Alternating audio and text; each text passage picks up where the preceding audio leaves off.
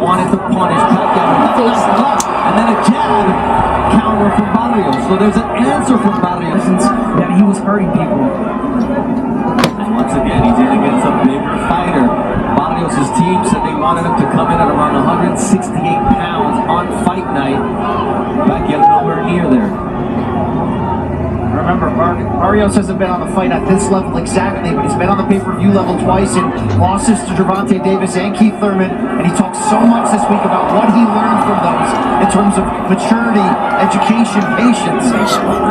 Pacquiao was patient and countered with a short right, which is not his MO. He's a big left-hand guy, but early on he was seen as a one-handed puncher. And here is the 1-2 that Manny Pacquiao landed on Mario Barrios. Well, Mario Barrios had a response for that, and that was a straight jab to the face of Manny Pacquiao.